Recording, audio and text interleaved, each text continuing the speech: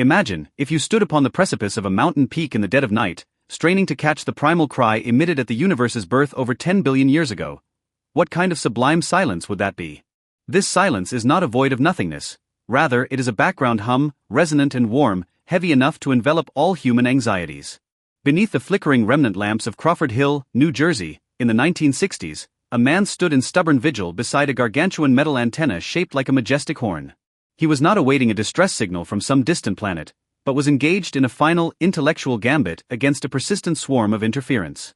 He was Arno Penzias, the physicist destined to stumble, quite by accident, upon the echo of the Big Bang.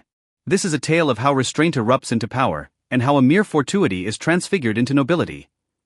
The genesis of Arno Penzias's life held none of the weightless grace typical of the scientific aristocracy. Instead, it was a somber foundation woven from the harsh protocols of flight and an inexorable fate amidst the charcoal shadows of war-torn Munich. Born in the Jewish quarters, as a youth destined to evade the public gaze, he inherited a microcosm that was ruthlessly frigid, governed by survival covenants and the strategic play of logic. Within exile cabins reddened by the glow of campfires, he learned to use his gaze to pierce the structures of destiny lurking behind every vanishing point. He rejected the shallow mercantilism of the financial world, turning instead to the embrace of scrolls filled with natural laws, electromagnetic philosophy, and the dictates of causality, tools with which he measured the vastness of the soul. This almost pathological pursuit of orderly truth became the first incurable fold in his psyche, as well as the soul armor that would guard his authenticity in a world of chaos. If his early vigils were the tempering of his will, then his decision to conduct the denoising gambit beneath that gargantuan horn antenna, a feat that would redefine the very boundaries of cosmology, was the practical crucible that pushed Penzias's aesthetics of restraint to its absolute zenith. In that endgame of cosmic birth and laboratory hygiene, a juxtaposition of 10-billion-year-old warmth and the mundanity of pigeon droppings, fate dealt him the heaviest and most perilous counters. He overthrew the blind explanations in vogue at the time, resolutely transforming that scorching interference into an ultimate intellectual ritual.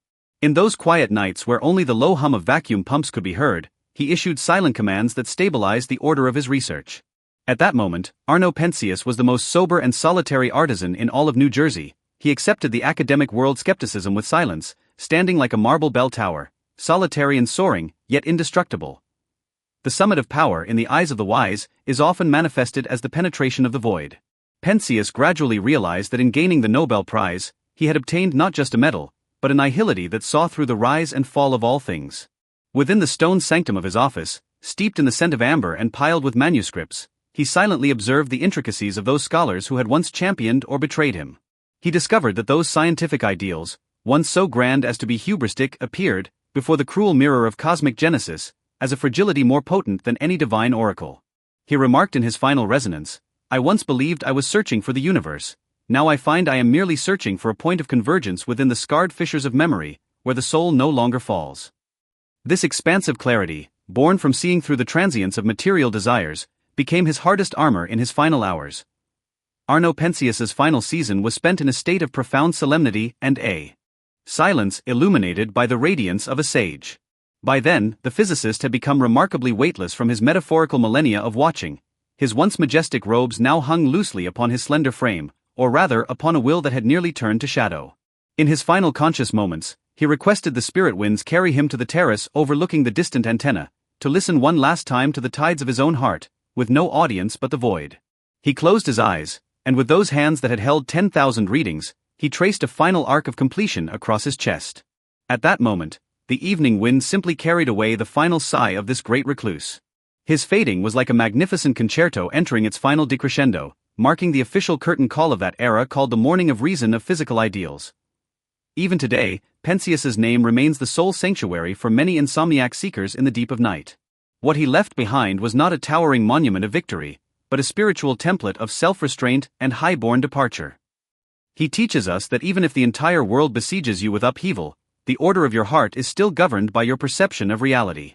In absolute shadow, he maintained absolute sobriety. Amidst absolute temptation, he held onto absolute logic. Beneath the ruins of Bell Labs, worn smooth by history, he maintains that posture of leaning his head to listen, as if still soothing this increasingly restless and anxious world.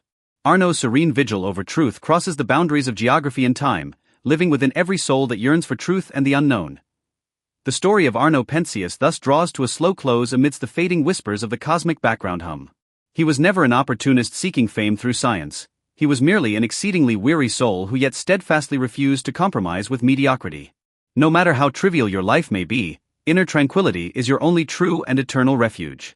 Just as he did during the coldest winter nights in New Jersey, guarding a flickering candle and searching for a fulcrum of existence through the void with his pen.